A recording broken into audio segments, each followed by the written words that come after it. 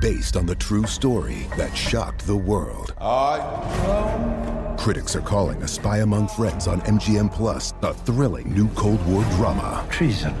That's what I'm accusing you of. With spellbinding performances. I am not a traitor!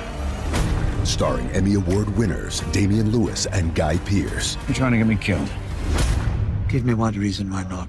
Are you lonesome? A Spy Among Friends. Watch now, only on MGM Plus. This podcast is brought to you by Progressive. A lot of you listening to this podcast right now might be driving or cleaning or exercising or walking your dog. But what if you could be saving money by switching to Progressive? Drivers who save by switching save nearly $700 on average, and auto customers qualify for an average of 7 discounts. Multitask right now. Quote today at Progressive.com. Progressive Casualty Insurance Company and Affiliates. National average 12-month savings of $698 by new customers surveyed who saved with Progressive between June 2021 and May 2022. Potential savings will vary. Discounts not available in all states and situations.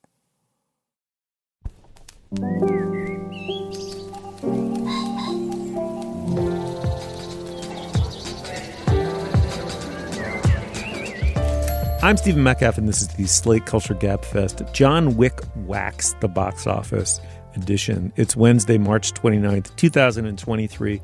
On today's show, John Wick 4, it blew away the box office this weekend. The action tetralogy starring Keanu Reeves has its biggest opening yet, we will discuss. And then Swarm is the new show from Donald Glover, he of Atlanta fame and Childish Gambino. It follows an obsessed fan's rampage. It's on Amazon Prime.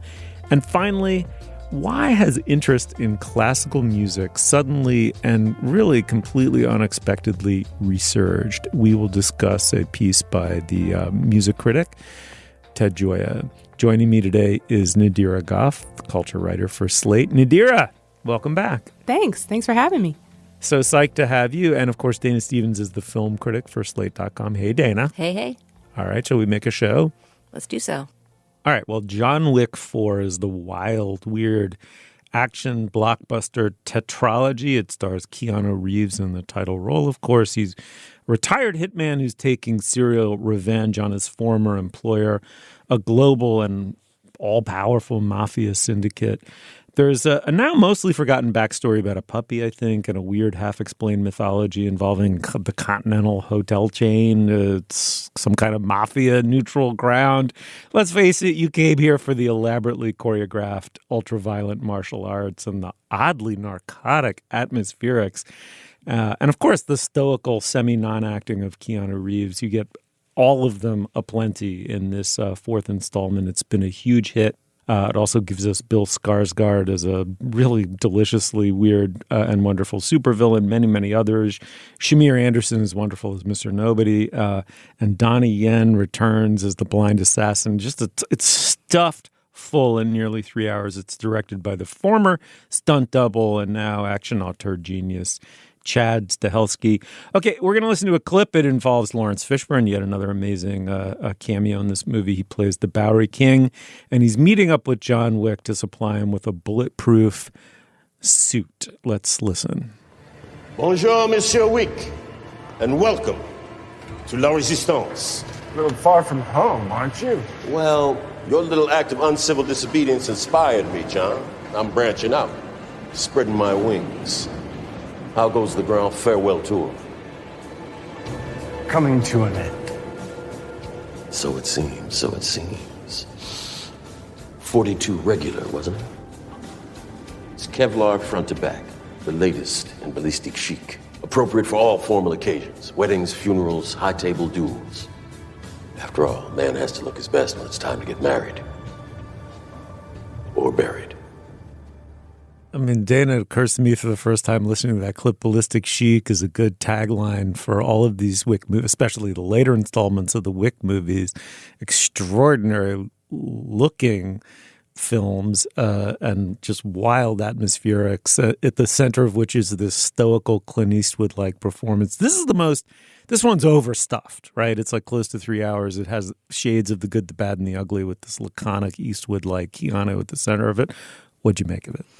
I mean, This movie is not my kind of Keanu. I love Keanu, and I appreciate the artfulness of these movies. I can't say that this is my favorite way to take in my Keanu-ness, but I'm sort of just impressed by the longevity and the mutability of this franchise, and that it has such an organic feeling about it. When you look back at the original John Wick, a much smaller scale movie with a much smaller scale mythology and not a very high budget movie, right? And kind of it became this huge sleeper hit, word of mouth. I just feel like it's a more organic franchise than a lot of the ones that we keep on returning to, and that it's sort of grown because of audiences' love for all of those weird elements that you just described. I mean, I will say, to introduce a dour note to the conversation, that seeing this on the same day that there was news of a school shooting, it just had to land in a somewhat bad taste in the mouth way. That said, I mean, I am not one of those people who blames video games, which these movies sometimes resemble, or movies for shootings. It is obviously the guns. This is extremely stylized and abstract violence, but it is impossible not to make that connection in the gun-soaked culture we live in. Like, these are really violence worshipping and specifically gun worshipping movies, and the body count is uncountable. I tried to keep track of how many people had died in this, and by 20 minutes in, I had given up because it was in the dozens already. I don't know. I can't make up my mind. At the same time, even after I had sort of thought, like, enough already, this movie's gone on for 3 hours, and the violence was starting to get to me. Then, there's just some moments of incredible imagination at the end in terms of the fight choreography, the comic choreography. These movies don't take themselves seriously. There's tons of extremely funny moments. I want to hear more specifically from you guys because, Steve, I think you vibed harder on this than I did. But I would say that, as you said, Steve, if you want your Wick fix, you are going to get it. And how. Definitely. Nadira, before I wick wax on, let me turn to you first. I mean, they are ultra violent. It's highly stylized. Obviously, video, first person shooter or ultra violent video games are an influence. Hong Kong action is a huge influence on this franchise. They're both beautifully choreographed and gory beyond gory. They don't honor human life in one sense in a way that could be disturbing. Where do you come out in this mix on the Wick movies? I'm starting to realize that how much over-stylized things can make me forgive a lot of other stuff, which is maybe not the best thing to say about myself. But I, before watching this movie, had only ever seen the first John Wick. And I dragged along with me to the theater two people, a friend and their father, who hadn't seen any John Wick movies. So we watched a YouTube recap of 1 through 3 before we went into the theater to watch this movie. And by the end, all three of us were pretty sold on watching the next one. So I think that says a lot about just how much is in these massive 3 hours.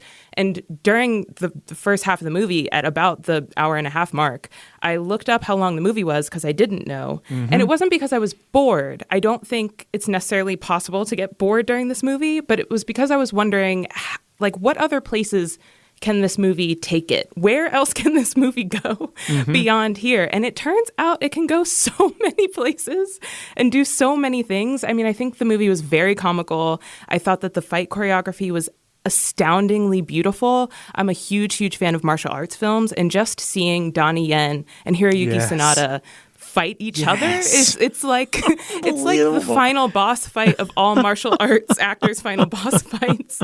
It was amazing, and the sort of martial arts influence throughout the movie is super vast. I mean, from everything to having those actors and to incorporating what seemed to be more like judo and jujitsu and the actual choreography, to having the Paris radio station, the call sign being WXIA, which is wuxia, which is a genre of Chinese martial arts stories in film.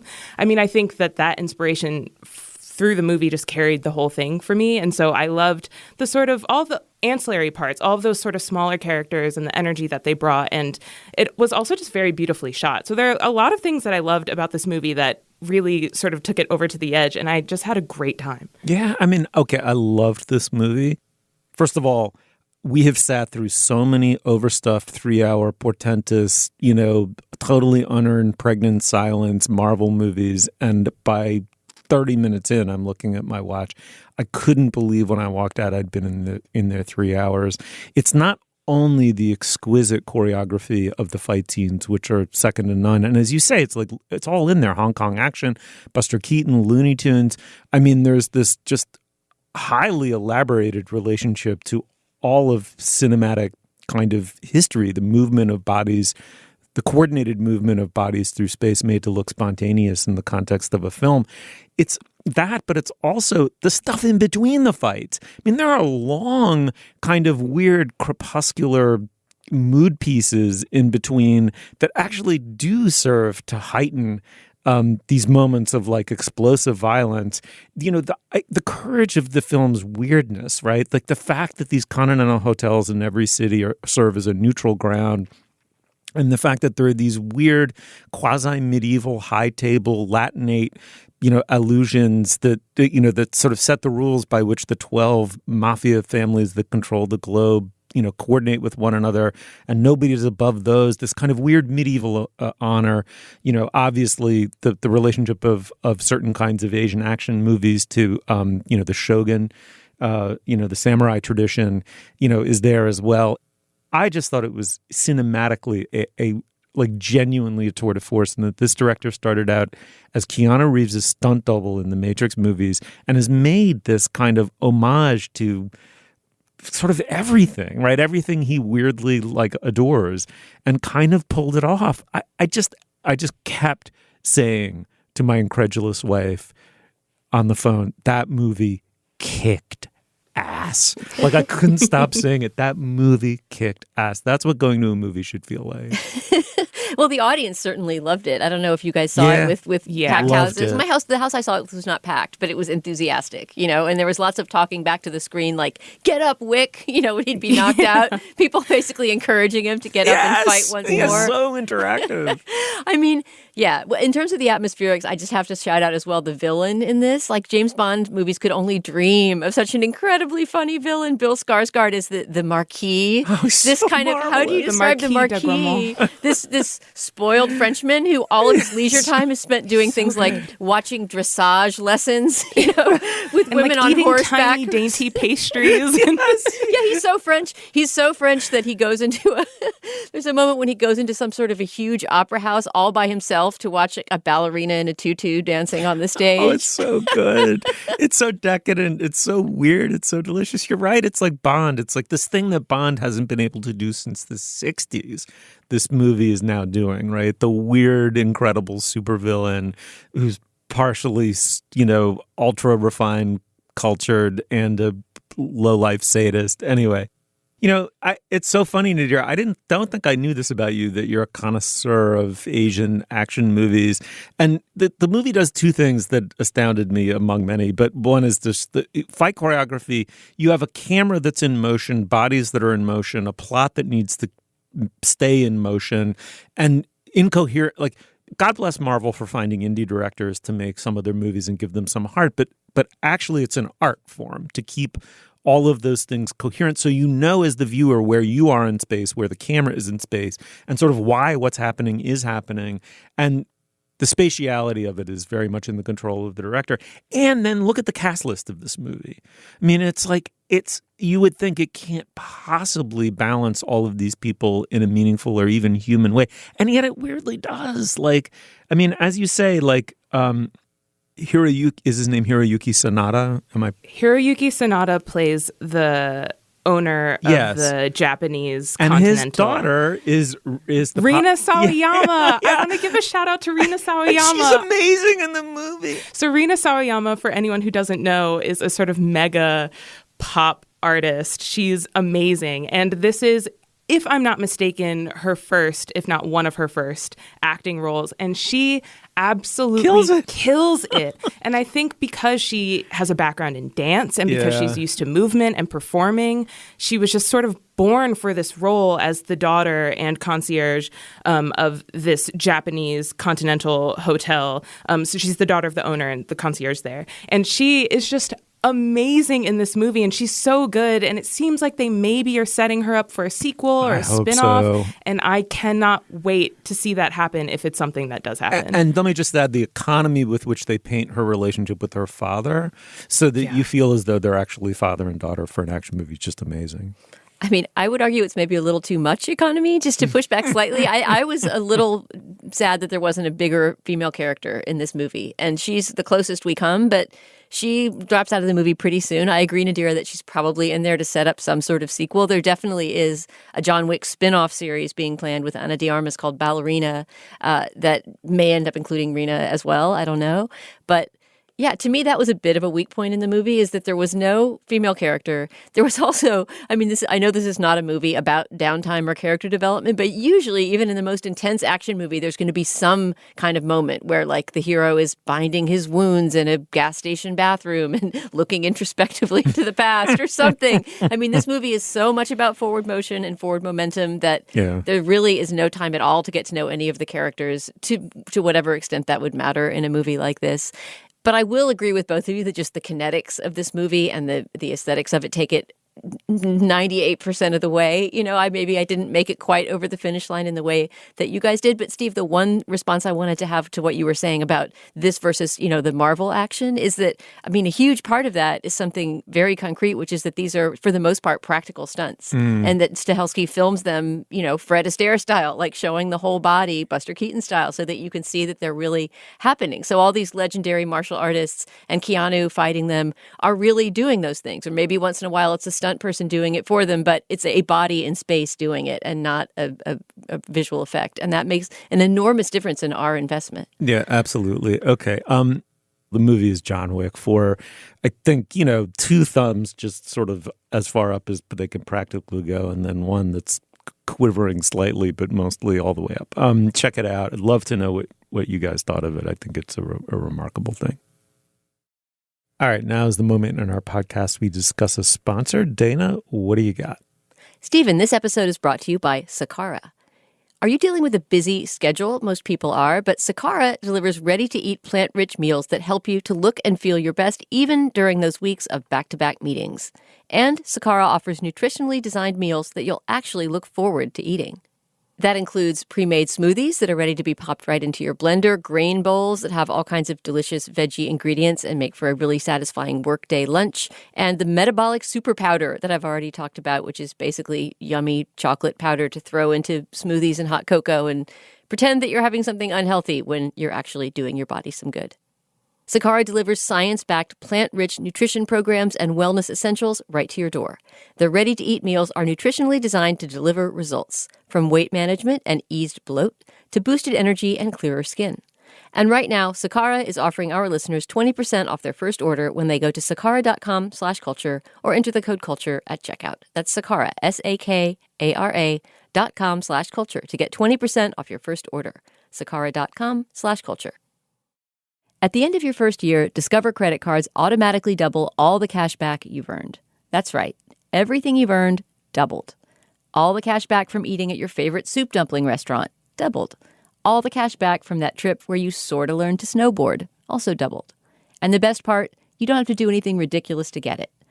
Nope, Discover does it automatically. Seriously, though, see terms and check it out for yourself at discover.com/match.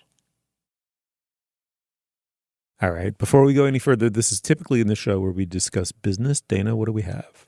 Steve, our only item of business this week is to tell our listeners about today's Slate Plus segment. This week, we're going to be talking about an article that appeared in the New York Times by Joseph Bernstein about Sigmund Freud and the return of Freudian psychoanalysis as a apparently stylish new form of mental health treatment. This is something that's new to me. I'm not sure that the case is totally made by this article. That's why we put it in Plus. It's an excuse to talk about Freud, which is an ever rich and fascinating topic. So we will dig into that in our bonus segment this week. Dana, I sense you're resisting the analysis. Freud has returned in force. I can't do a German like a Freudian. You sound like a vampire. I sound ridiculous. My analyst, the undead. If you're a Slate Plus member, you can hear that segment at the end of this show. If you're not a Slate Plus member, of course, you can sign up at slate.com/cultureplus. Remember that when you're a member, you get ad-free podcasts, you get bonus content like the segment I just described, and lots of other shows offer them too. And of course, you get unlimited access to all of the great writing on Slate. Most of all, you'll be supporting our work and the work of our brilliant colleagues. So please sign up today at slate.com/cultureplus. Once again, that URL is slate.com/cultureplus. Okay, back to the show. Okay, well, Swarm is the new show from creator Donald Glover. He of Atlanta and Childish Gambino fame. It's now up on Amazon Prime. It's about a young Houstonian 20-something named Dre who's obsessed with the fictional pop star Nyjah. It's a thinly fictionalized version, as we'll discuss, I'm sure, at length, of Beyonce. She is one of the so-called Swarm. It's the nickname given to Nyjah's superfans, much like the Beehive, for example. And after a traumatizing loss, Dre goes on a very Badlands-like spree, taking lurid revenge on anyone who dare slander or diss the queen. The show comes, as I said, from Donald Glover, but also Janine Neighbors, with whom he created Atlanta. And it stars Dominique Fishback as Dre. Let's listen to a clip in which she's talking to the boyfriend of her roommate, and she tells him that she was able to secure very, very expensive tickets to see Nyjah live in concert. All right, let's have a listen. Thought you said y'all couldn't get tickets this time. Even the cheap ones. Them hoes going for $350 a pop. I got tickets. Hell, you broke. It's Nyjah. We have to make sacrifices. Damn, y'all be acting like y'all in some goddamn cult, some shit. You know, Nyjah, she just a regular woman too, right? She takes shit, get fucked by her husband like everybody else. She is not like everybody else. She knows what we're thinking and she gives it a name. She's a goddess. Khalid. Please don't tell Marissa about the tickets. Uh-huh. Okay, Nadira, let me start with you. There's an interesting intertitle at the beginning of every episode that says, "This is not a work of fiction," and then something along the lines of any similarity to real people is intentional. Obviously, the central conceit of the show is the analogy to the real world fandom of Beyonce's. What did you wrote an interesting piece for Slate in which you took issue with some of the ways in which that fandom has been portrayed. What do you make of the show as a show, and then what do you make of it in relation to the real circumstances it seems to be satirizing? Right. It's hard to separate the two, personally. Yeah. I think the biggest thing that I felt while watching this show, especially the first half, was confusion. I wasn't entirely sure at what points what it was trying to say about stan culture, about Beyonce's fans as an entire culture. I wasn't sure what it was trying to say about the way that culture behaves, but then also how it's treated by the rest of the world. I wasn't sure what it was trying to say about grief or mental illness. Or eating disorders. I wasn't really sure at any point what it was trying to say. And I think that's maybe because in the first half of the show, it was trying to say too much. It was involving all of those things I just mentioned, plus other things. And then towards the second half of the show, I think it maybe loosens up a bit and sort of lets its hair down and then starts to get really good, for my opinion. But for the first half, I was sold on this idea of this is a show that's going to be some sort of social critique, or at least inviting social critique about Beyonce's Beehive. I am a member of the Beehive proudly. I don't hide that. I stand behind it. I love Beyonce. And so I was really looking forward to this. I was also scared to watch this. But I didn't see myself in it. I didn't see anyone I knew in it, really, until the show sort of really got its legs in the second half. And what I ended up actually watching from my point of view was actually a show about someone who is deeply mentally ill and who is suffering from a loss, as you said, and is then processing that, and their sort of fan relationship is mapped onto that. But that's a different show entirely. And so I was confused, I was frustrated, and I could talk about all of the ways it's frustrating, but yeah, I just didn't really know what to make of it. Yeah, Dana, what about you? It should be said this is a really dark, really macabre show. And it's as dark as anything I can remember us seeing in a long time. It's not maybe meant to be connected with in some sense. It's meant to be alienating and almost sickening, I think. In a way, it's sort of the anti-John Wick in that sense. Well, anyway, what'd you make of it? Yeah, more than anything, it made me think of Donald Glover's music video. Remember that really viral video, This Is America, that he made? Mm-hmm. That was also sort of shocking and violent, but on a sort of comic, had this very broad satire of American politics. It was really gory. It had a similar feeling to this, where it was sort of virtuosic and also off-putting at the same time. And then at the end, you sort of didn't know what you were supposed to take away from it. I will say that I kind of structurally felt the opposite of Nadira. I was really excited for the first couple of episodes about where this might go. And then I started to find its structure really repetitive. I mean, essentially, it's sort of like every episode she goes to a different locale with a different, fake identity and finds a new group of people to do violence to because of something related to Nyjah, her idol. And that started to deliver diminishing rewards as far as I could see. And then suddenly, in the second to last episode of 7, it develops this procedural element where this detective pops up who's investigating some of the violent crimes connected with Dominique Fishback's character. And it seemed like, well, why is she coming in so late? I don't know. I mean, this had the feeling in general of some creators who had been given free rein to make whatever they wanted, which was great, but who had produced something that didn't quite have a shape.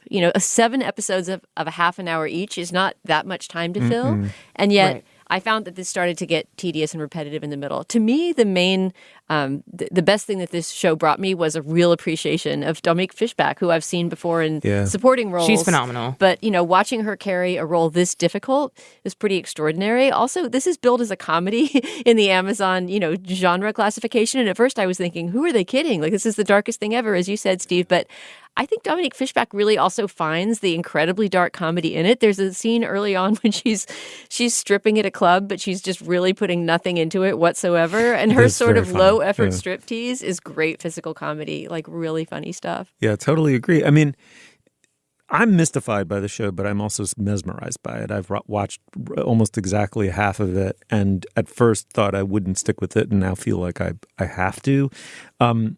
I have more questions than I have statements. I will say that it strikes me that the impulse behind the show seems to be a skepticism towards a certain kind of fandom. And that taken with, to put it mildly, but that taken together with that weird opening intertitle that says, effectively what that's saying is, yes, this is about Beyonce. It's about the Beehive. It's not even inspired by that. Like, I want every episode to begin with that being reiterated. It seems to originate in a kind of, I would think, semi-sacrilegious dislike of that phenomenon. And the only way the satire becomes, Nadira, I think what your piece was indicating was that the satire is only trenchant as a satire if you can extrapolate from this one highly unusual, like at the very, kind of extremes of hero worship as escapism, as life escapism, to the phenomenon as a whole. And at that point, you're like, well, if you don't make that leap, if you don't see that that person is just a more extreme version of something that is essentially toxic and therefore important to understand as toxic, it dies as satire. And then it's just this one heart-wrenching, I think tragically mentally ill and damaged human being committing this series of lurid acts. And I just found myself unable to puzzle my way through that, and yet unable to turn away, because it seemed to be trying to tell us something that I can't quite access yet, right? Yeah, I think that's exactly how I felt. Like the show was maybe trying to scream at me some lesson that I just, for some reason, couldn't hear or couldn't understand. The thing to know about the show is that you're absolutely right. It is supposed to represent a sort of hyper-realistic world that is realistic.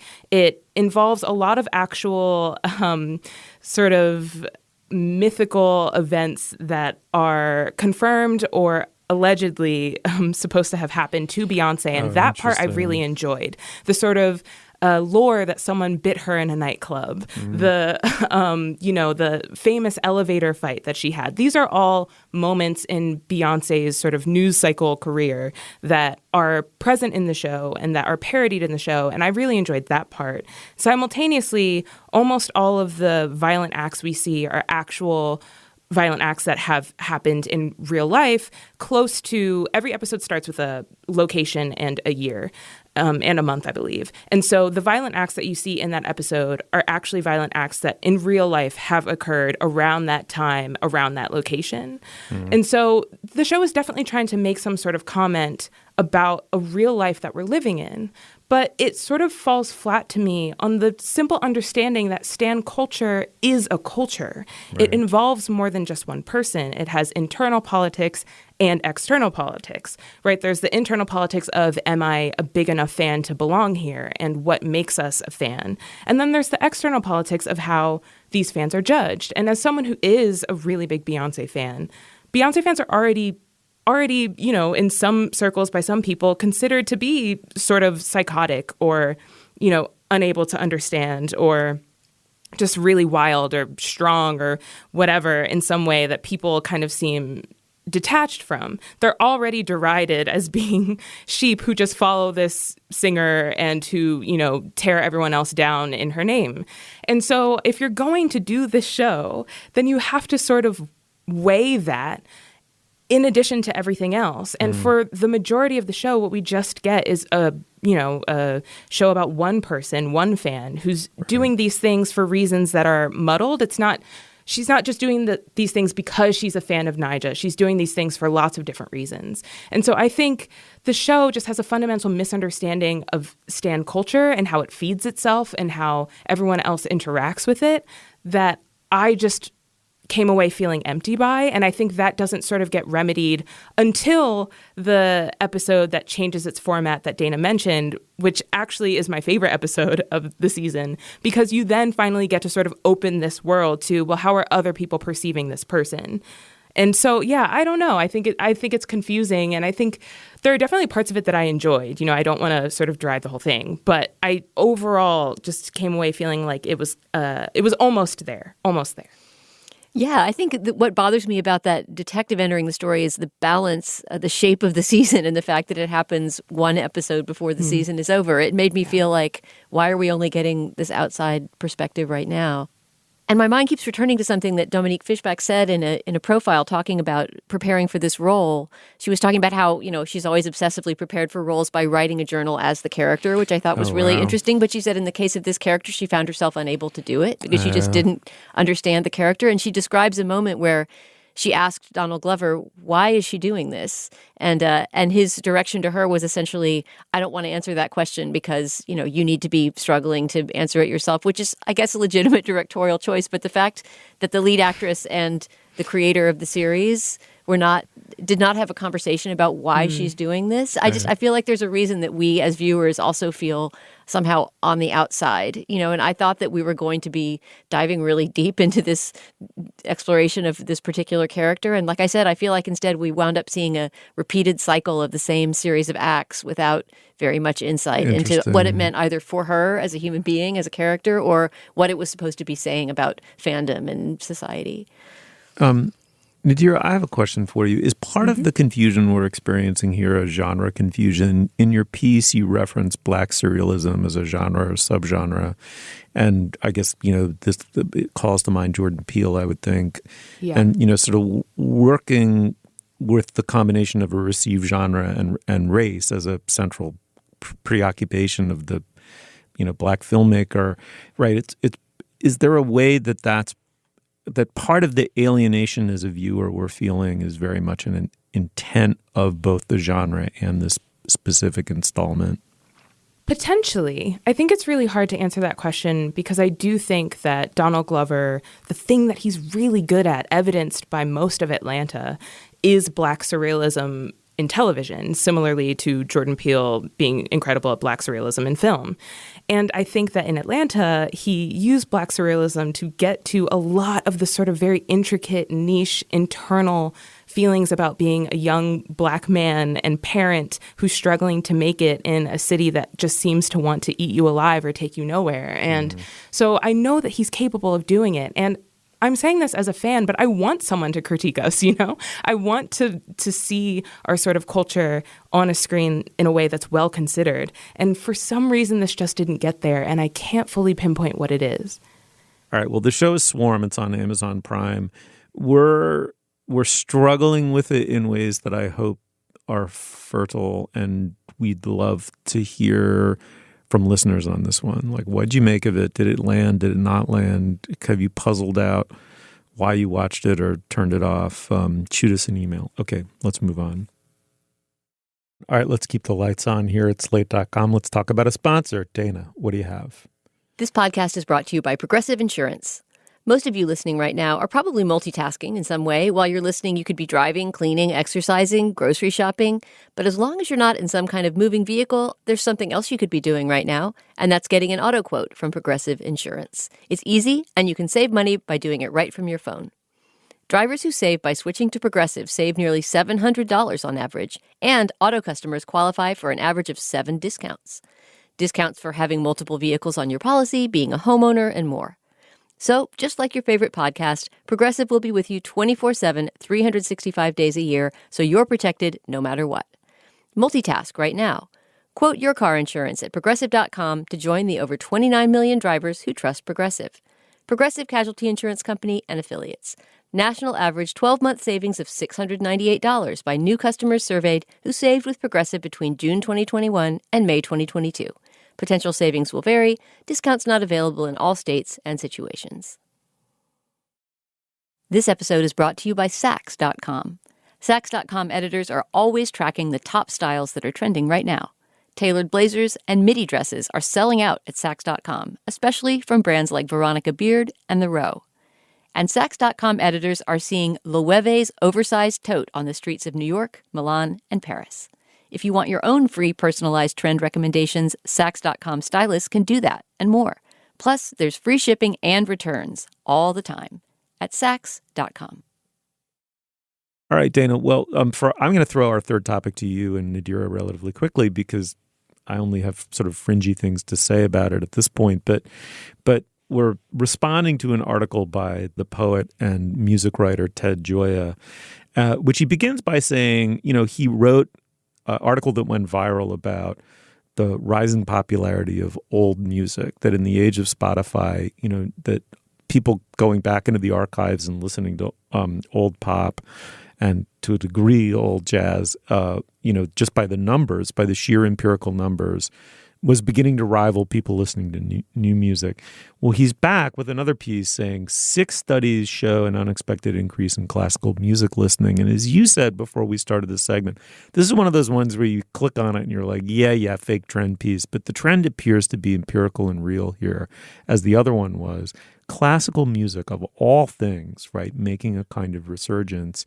I know that you listen to classical music and love it.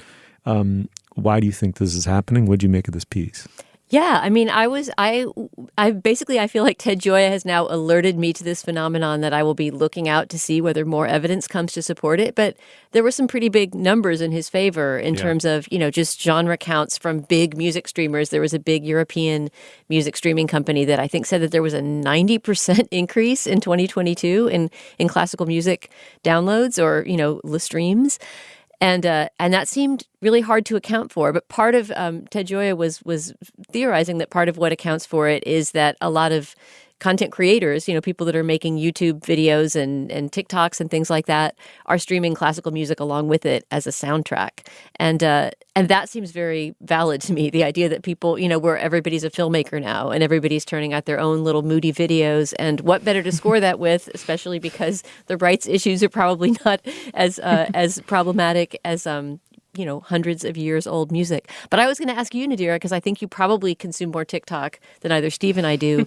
Do you see a lot of classical music ambiently appearing in people's videos? Yeah. And I was wondering how much of this article or how much of this rise, especially amongst younger listeners, was in part due to aggregated playlists on Spotify, such as, like good music to study to. And I know it's super popular. And so I was wondering, to what degree is this rise us being sort of force-fed classical music without realizing it? And so I would be interested to see the numbers of classical music increasing on these sort of mainstream aggregated playlists, perhaps. But I for sure think that I'm consuming it more than I had realized I was, especially since I just never would have believed this article personally, because no one ever really talks about listening to classical music, no one that I know. And from personal experience, the Philly Pops, our Pops Orchestra, I know is closing. And so that to me was sort of a main signal that, oh, maybe people aren't going to the opera or going to see, symphonies or orchestras as much as they used to. But this article also points out that there has been a slight increase in that, at least in certain cities and for certain operas and orchestras. And so I was very surprised to see all this data that definitely convinced me that classical music is on a rise. Kudos to Ted Gioia to doing the empirical work here for us so we can spin out bullshit trend theories behind this. But, I'll start with an personal observation, which is why I'm watching John Wick. John Wick's soundtrack is stuffed full of somewhat harsh, unremitting electronic music, a lot of a lot of rock or dance, music.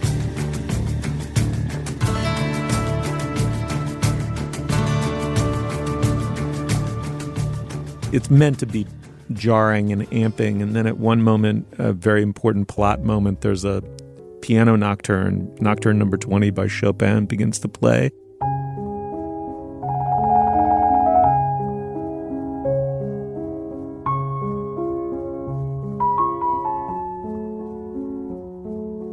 And that feeling of relief and poise that just flows over you. It's like a very specific varietal of endorphin that gets released when you hear a work of, sort of total, just the word classical itself, right? Like perfectly classically poised elegance or something.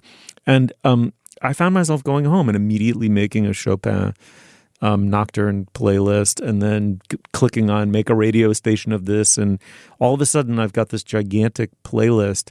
And this was before I really dug into this topic. There's something I would suspect, Dana, if I can entice you to spin out a thinly sourced, baseless but intriguing theory about this, that we must be wanting to escape something or are seeking some kind of respite when we look to music like this from something else.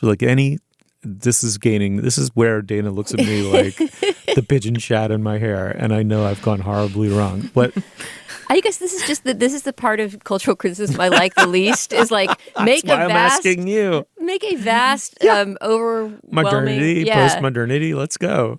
Why would people turn to classical music now? I mean, to me, it's very similar in a way to what seemed like in the pandemic era, this move toward watching old classic films. It was interesting to see this area that's sort of always been my, domain is just go back in the past. When in doubt, go watch an old movie and, you'll get something out of it. It seems like a lot of people, including from younger generations, turned to that in pandemic times, in part because there weren't new movies coming out for a while, and then after that, there was something of a traffic jam of movies coming out and hard to know what to see.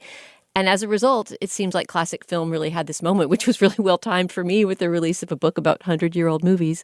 So maybe something similar is happening in music. I mean, I guess our big argument I could make about it just has to do with the internet and the internet making everything available, right? Very and easy. That I can completely see why symphonies would be dying out. In my own hometown, San Antonio recently lost its symphony orchestra as well. At the same time that downloads are increasing, right? Because streaming has killed a lot of live music and, sort of professional music careers. So it could be both good and bad for classical music that this is happening, right? It's a less elite art form because you can find it streaming on the internet everywhere. But then again, who's making a living, playing the oboe in an orchestra anymore? It's so true. I'm also wondering how much our sort of obsession with nostalgia and period pieces has to do with it. When I think of classical music circulated on TikTok in today's era, I'm also reminded of the music that's featured in Bridgerton, which are like orchestral versions of very popular pop songs.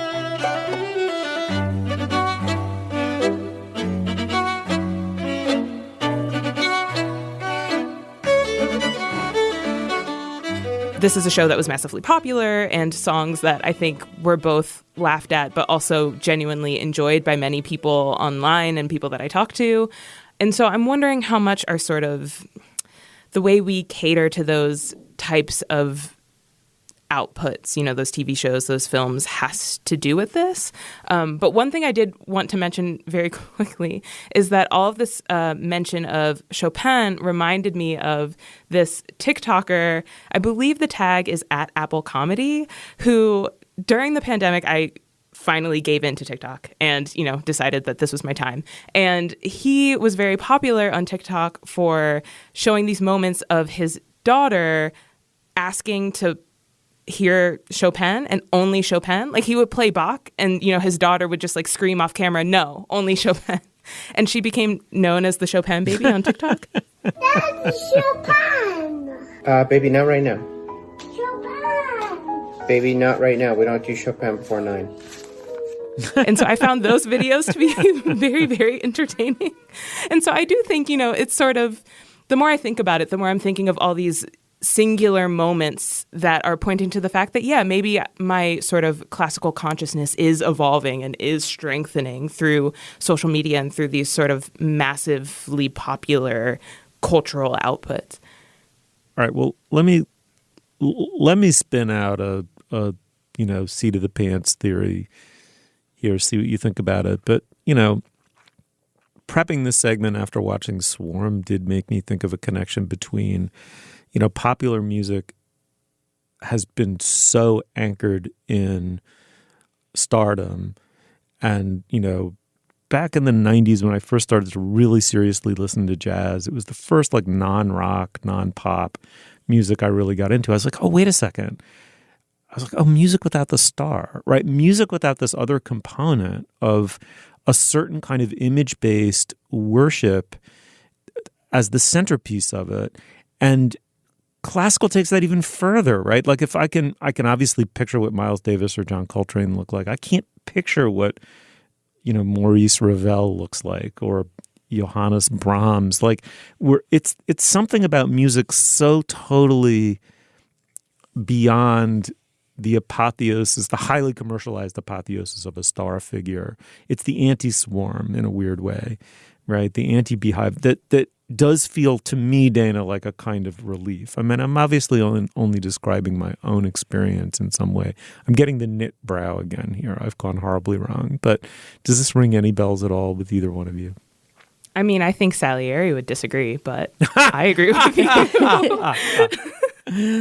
I mean, I think of the three of us, I'm probably the most frequent listener to classical music because in my own genre pileup, I think that would probably be the first genre that I listen to, whether with lyrics or without, but really pretty old. Like I rarely listen to classical music pre about 1800 or so. It pretty much stops at the Baroque era. I mean, I have no idea how this fits into Ted Joy's argument about downloads, but something that I really miss is the richness of classical radio. And in fact, I would love listeners to tell us if we have listeners who have favorite classical radio stations around the world that you can stream and that you can discover new things on, specifically that have really knowledgeable, great DJs. I really, really miss that. We only have one classical station left in New York, WQXR. And while I listen to it and am a member and couldn't live without it, it sometimes gets me down that their offerings are pretty square. I mean, I am not the most knowledgeable person in terms of identifying pieces. And I would say that 85% of the time when I turn on that radio, I'll say, oh, God, it's the William Tell Overture. Yeah, Eine kleine Nachtmusik. It's some incredibly familiar piece of music. It's so true. And I mean, I can remember in my own lifetime of listenership to that station when they used to have some quirkier offerings and, people that brought newer things to the air. And I'm not blaming QXR for that because they have to survive and keep their donations going. But yeah, I really do miss that that diverse world of classical radio DJs. So if anybody has one they love and you can listen to their music streaming, please tell us about it. That or like classical podcasts. I mean, there have to be just the bumper crop of... Well, the problem is that music rights are really hard to get. Yeah. Yeah. I've talked about this with classical DJs in the past, and they would love to do podcasts, but it's too expensive to get the rights. Okay. As always, shout out to listeners. Shoot us an email if you have like specific kind of autobiographical classical music journeys you want to share with us, but also just stuff you listen to and why. And if you've turned to it recently and have some, half-baked theory as to why, we'd love to hear that too. Okay, let's move on. At the end of your first year, Discover credit cards automatically double all the cash back you've earned. That's right. Everything you've earned, doubled. All the cash back from eating at your favorite soup dumpling restaurant, doubled. All the cash back from that trip where you sort of learned to snowboard, also doubled. And the best part, you don't have to do anything ridiculous to get it. Nope, Discover does it automatically. Seriously, though, see terms and check it out for yourself at discover.com/match. All right, now is the moment in our podcast when we endorse. Dana, what do you got? Okay, well, I'm going to flow straight out of our classical music segment since I feel like it's a huge topic and I want to do more justice to my love of it. I'm going to endorse something classical this week, as I not infrequently do. And I'm pretty sure that I've never endorsed this before. You can stop me, Steve, if you remember me having talked about this before. But so the mezzo-soprano Lorraine Hunt is this legendary interpreter of Baroque song. She died really young. I think she died in her early 50s. I remember seeing her perform probably 4 or 5 years before she died. I'm seeing her perform Handel arias live and just being incredibly moved. She sings classical repertory like it's completely modern and fresh. There's something about her voice, and you have to hear it to hear what I'm talking about, but she never has that kind of pneumatic bellows sound that an operatic singer can have, you know? She just has this very fresh, very alive way of delivering classical repertory, and particularly some of my favorite repertory, which is Baroque music.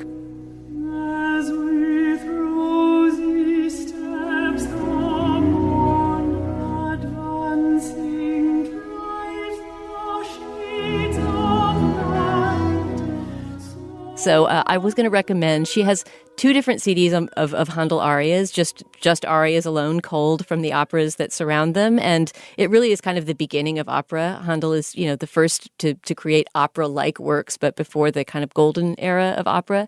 And even if you're not an opera person, I'm not really a classical opera person myself, I think these Handel arias will really speak to you. They're beautifully melodramatic. And she was known, like Callas, as an actress as well as a singer. So these are under her married name, Lorraine Hunt Lieberson, after she married the composer Peter Lieberson. They're from the late 90s, and there's 2 different ones, both called Lorraine Hunt Handel arias, but I recommend the first of the 2. I believe it was released in 2004, and it's just a gorgeous, gorgeous selection of Baroque music. I think you can stream it. You can definitely find the CD for sale online. So Lorraine Hunt singing Handel. Yeah, I'm looking at them right now on Spotify. There they are. I can't wait. Yeah, that's amazing. Nadira, what do you have?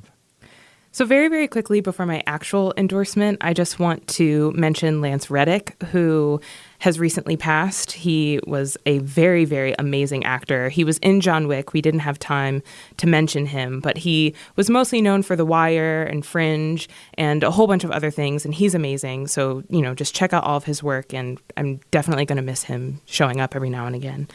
My actual endorsement is for an app and website called Music League.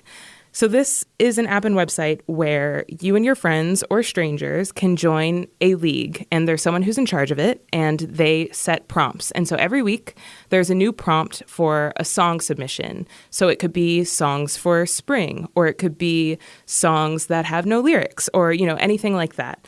And you and all of your friends will submit a song, and then once everyone's submitted, everyone will vote on their favorite songs that were submitted, either how well they stuck to the prompt or just how much they enjoy them. And then it ranks you. So my friends and I are now maybe on our 12th or 13th round, and I'm not doing too bad. I'm at, I think, 5th place of 16, so we're doing okay. But it's been so much fun to sort of just refamiliarize myself with older songs. I think one of our upcoming rounds are songs that your parents listened to that you now love. And so, it just sort of solidifies your relationship to older songs that you might not have thought about in a while. It also makes you familiar with the type of music that your friends like. And, you get all of these sort of different interpretations of what is a spring song or what is a summer song or what is a good workout song and all of these things. And it's just been so fun. A little stressful when your pick doesn't do well that week, but overall it's been really, really fun. So I would recommend the website and app called Music League. What was the pick of yours that just killed it, that got, the most? That's a good question. For the very, very first round, it's kind of a cop-out, but for the very, very first round that I was involved in, the round was music without lyrics. And I, of course, did Giant Steps by Coltrane, and that definitely sweet.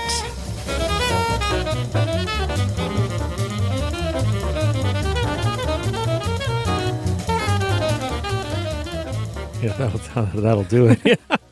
That's a good choice. All right, for my endorsement, let me just preface it very quickly by saying I'm not really endorsing Liberty's Journal itself, the thing that Leon Wieseltier started after he got effectively Me Too'd and fired from the New Republic. Setting that aside, it did publish an extraordinary essay, I thought, by Mary Gaitskill, the short story writer. She's best known for her short stories. It's called The Trials of the Young, a Semester.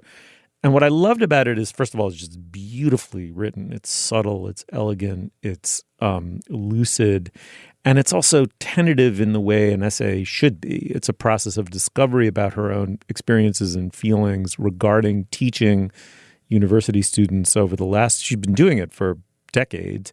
But it's recently whether or not a change has happened in the political and sort of emotional makeup of young people, which is obviously a big subject now. And she doesn't there's nothing didactic about this essay at all. There's nothing polemic. She's approaching it as a fiction writer might, as a exploration, an attempt to just understand something about why people behave the way they do, what the origin of their unhappinesses might be. It's an attempt to not simplify what's densely layered, highly complicated, and sometimes incendiary reality. And I felt as though I were closer to the essence of that reality by the end of her piece without someone telling me what to think. And definitely I was never told to be angry or outraged. So I thought that was a real accomplishment given the nature of this subject. I recommend it to people. I think it's just an exemplary piece of writing by Mary Gaitskill. It's called The Trials of the Young, a Semester, and we'll link to it. Nadira, thank you so much for coming on the show again. As always, what a pleasure. Thanks for having me. Dana, that was a fun one. It was. All right, you will find links to some of the things we talked about at our show page. That's slate.com/culturefest, and you can email us at culturefest@slate.com. We love it when you do. Our introductory music is by Nicholas Pertel. Our production assistant is Yesica Balderrama. Our producer is Cameron Drews. For Nadira Goffe and Dana Stevens, I'm Stephen Metcalf. Thank you so much for joining us. We will see you soon.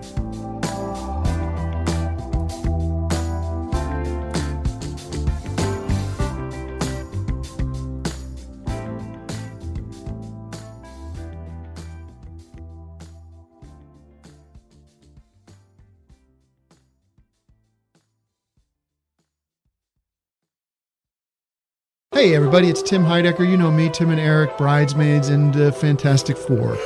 I'd like to personally invite you to listen to Office Hours Live with me and my co-hosts, DJ Doug Pound. Hello. And Vic Berger. Howdy. Every week we bring you laughs, fun, games, and lots of other surprises. It's live. We take your Zoom calls. Music. We love having fun. Excuse me? Songs. Vic said something. Music. Songs. Music. I like having fun. I like to laugh. I like to meet people who can make me laugh. Please subscribe now.